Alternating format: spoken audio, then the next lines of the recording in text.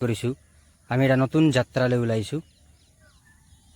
Hello' বন্ধুসকল, মই internet Tapan আৰু আজি আমি এটা বিশেষ যাত্ৰালৈ গৈ আছোঁ। আমাৰ সকলোৰে হিয়াৰ আমঠু অসমৰ প্ৰাণৰ শিল্পী জুবিন গাৰ্গৰ সমাধিস্থললৈ। এই ভিডিঅ'টো কেৱল এটা ভ্লগ নহয়, এইটো এটা সোঁৱৰণি, এটা শ্ৰদ্ধাঞ্জলি।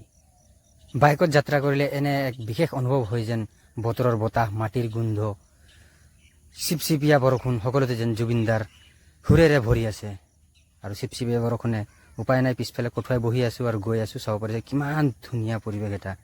আৰু আজি আমি গৈ আছোঁ য'ত আমাৰ সুৰৰ ৰাজকুমাৰ চিৰনিদ্ৰাত শুই আছে।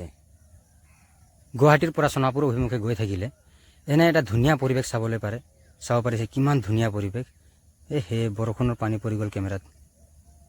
গুৱাহাটীৰ পৰা আপাৰ আছাম ফালে গৈ থাকিলে এই চাব পাৰে দিচাংৰি যোনটো পাৰ হৈ কিনে এই গোটেই যিমান পোষ্টাৰ বেনাৰবোৰ লাগি আছে জুবিনদাৰ, সেই সকলোবোৰ পাৰ হৈ কিনে বাওঁ ছাইডতে চাব পাৰে সমাধিস্থলটো ৰাস্তাৰ কাষতে লাগি আছে। চাব পাৰিছে গোটেই গাড়ীবোৰ পাৰ্ক কৰি থোৱা হৈছে। এইখিনি স্থানেই হৈছে আমাৰ জুবিনদাৰ শেষ স্থান। বৰষুণৰ বতৰ হোৱাৰ বাবে অলপ ৰাস্তা পদূলিবোৰ অলপ বেয়া হৈ আছে আৰু নতুন নতুন মাটি ভৰোৱাৰ কাৰণে অলপ ৰাস্তাবোৰ বেয়া হৈ আছে। যিয়ে নহওক, নতুন নতুন এতিয়া লাহেকৈ চব ঠিক হৈ যাব বুলি আশা কৰিছোঁ। এইটো স্থানত ভৰি দিয়াৰ পাছতে মনটো যেন অলপ গধুৰ লাগি আছে, কিয়নো জুবিনদা আমাৰ বাবে এটা যুগ, এটা অনুভৱ, এটা অনুপ্ৰেৰণা। চাব পাৰিছে এই ঠাইখন আৰু ইয়াতে শ্ৰদ্ধাঞ্জলিৰ বাবে বহুত মানুহ জমা হৈ আছে আৰু বহুতে শ্ৰদ্ধাঞ্জলিও দি আছে।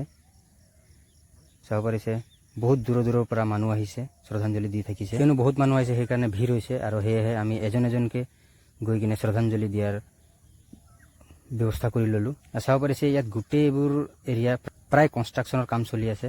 প্ৰায় সমাধিখন শেষ হৈ যোৱা নাই বা বনাই হৈ উঠা নাই, প্ৰায় বনাই আছে, কনষ্ট্ৰাকশ্যনৰ কাম চলিয়ে আছে। আৰু আশা কৰিছোঁ বহুত সোনকালে এই সমাধিখন সম্পূৰ্ণ হ'ব আৰু বহুত দূৰণিৰ পৰা মানুহ আহি কিনে চাব পাৰিব, থাকিব পাৰিব চাগে। আৰু ভাল ব্যৱস্থা আমি ইমান দেখি নাপালোঁ, যদিও থকা খোৱাৰ অলপ সুবিধা হ'লে ভাল পালোঁ হয়। আমি নহ'লে আমাক নালাগে, কিন্তু যিবিলাক দূৰৰ পৰা মানুহ আহে তাহাঁতৰ কাৰণে যদি অলপ সুবিধা হ'লে হয় ভাল লাগিলে হয়।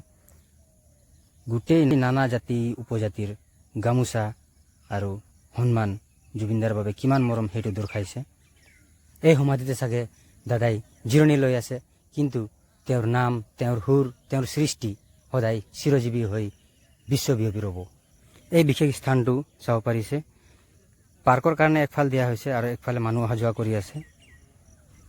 আৰু সেইফালে দেখিছে সেই টেণ্টত মানুহৰ বহাৰ ব্যৱস্থা কৰা হৈছে। এইটো স্থানত আহি বা এইটো জেগাত থিয় দি এটা কথা বুজি পোৱা যায় যে জীৱন খন্তেকীয়া, কিন্তু শিল্প আৰু সৃষ্টি চিৰন্তন, চিৰযুগমীয়া।